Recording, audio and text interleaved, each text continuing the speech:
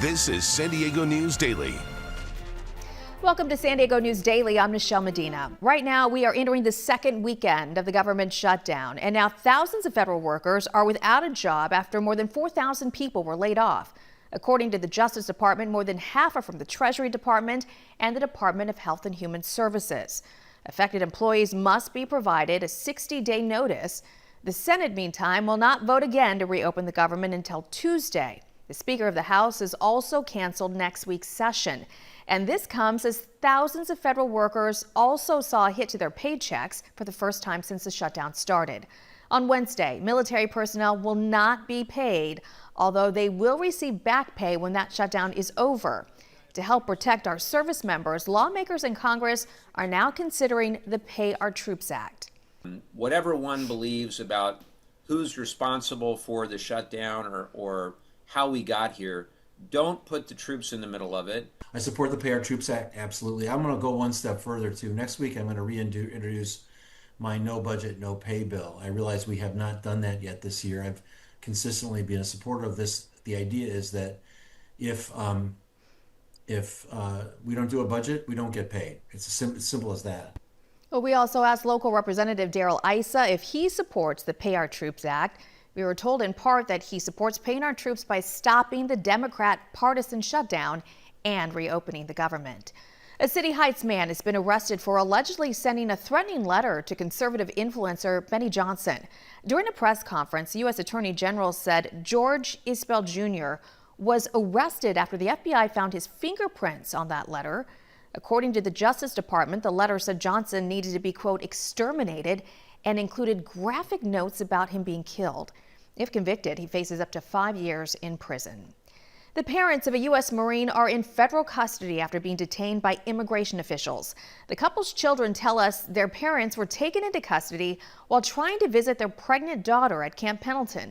NBC 7's Shelby Bremer spoke with the family as they search for answers. Steve Rios is a Marine, and he and his parents were coming to this gate behind me to pick up his sister and her husband, who's also a Marine. They do this every weekend, but 2 Sundays ago, that all changed, and they want to share their story, I think in part because this is a family that's just bursting with pride. When you step inside the Rios family home in Oceanside, you know immediately who lives there. So I joined right out of high school. Steve Rios spent 4 years as an active duty Marine and is now in the reserves. He enlisted because of his parents, Esteban and Luisa. Making them proud, right? I've seen all the struggles they've gone through. They came to the U.S. from Mexico about 30 years ago, he says, and have washed cars and cleaned houses sun up to sundown for his whole life. The least I could do, right, and serve this country and try to, put some time in, I don't think amounts to what they've done. I mean, you look at my mom and she just has so much love in her eyes for us. His little sister Ashley never thought she'd marry a Marine too, but now she lives on Camp Pendleton. Her family was coming to take her and her husband to breakfast on September 28th when they were stopped at the gate, and Steve says ICE arrived. It was scary. As soon as I heard that, I just started bawling. And he asked what was wrong, and I said that my parents were getting taken. They were detained but released later that day with ankle monitors and told to check in with ICE downtown.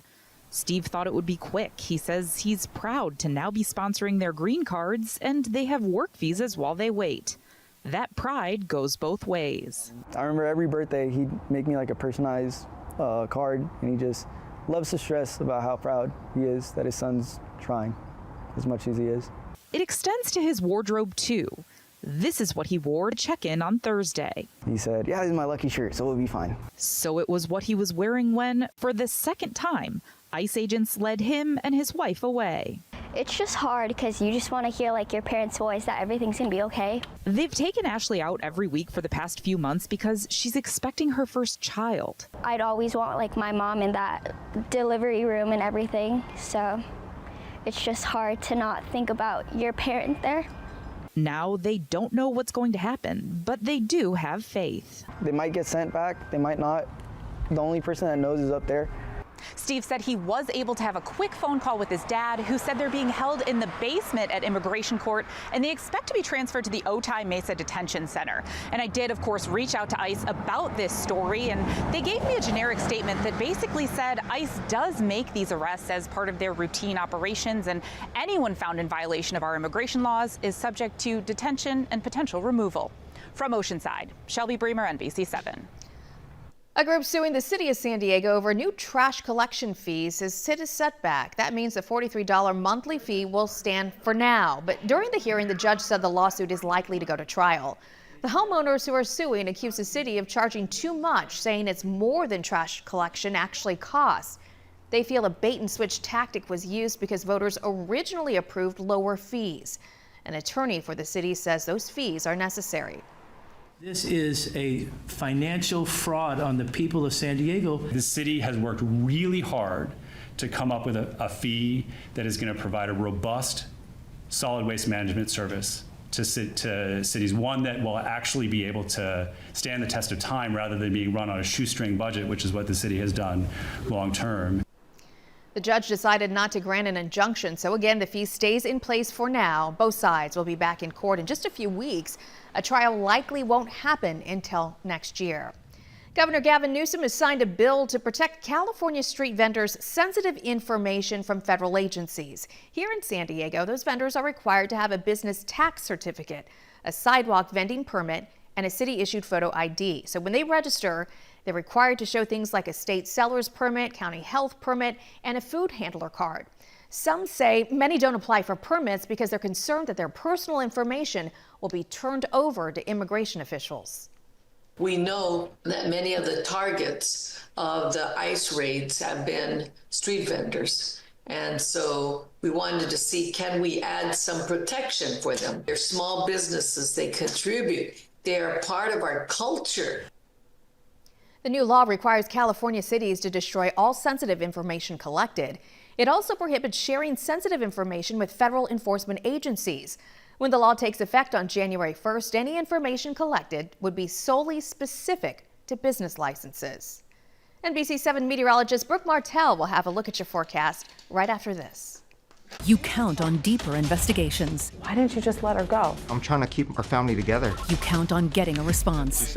You count on a committed team looking out for you. A lot of our small business vendors tell me that you owe them quite a bit of money. In 2 languages. ¿Por qué piensa que ellos no hacen más? You count on results. And they said, you have your money back. And getting answers. Do you still feel let down? It's a slap in the face. This is NBC7 and Telemundo 20 investigates and responds.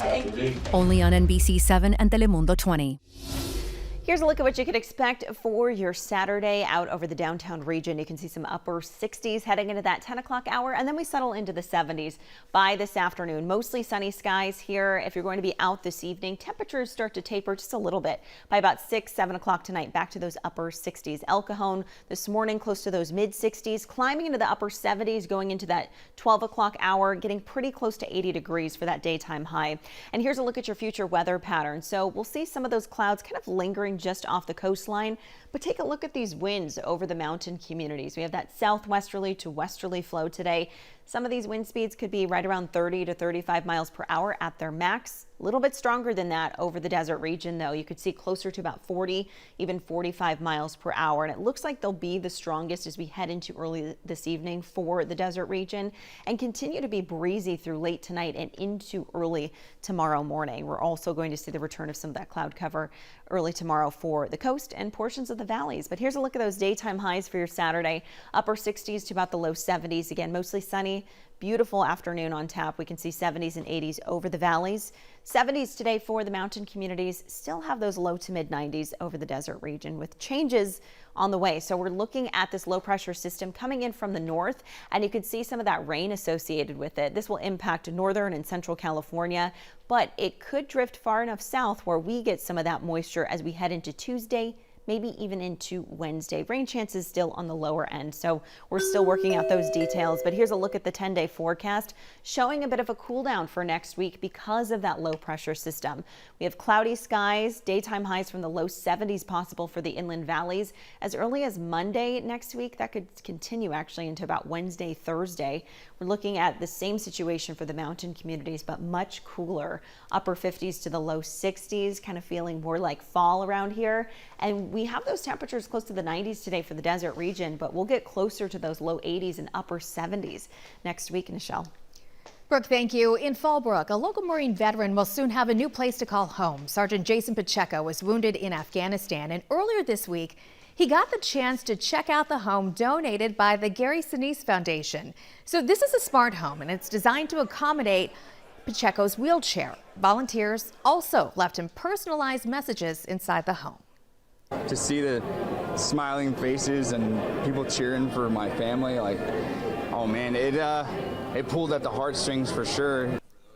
Pacheco says he's been so inspired by everyone who's helped him along the way that he is now inspired to pay it forward and help as many veterans as he can. What a great story. There's more coverage you can on at NBC7.com. You can always find us on your Roku or Samsung Smart TV app. Thanks for watching. I'm Nichelle Medina.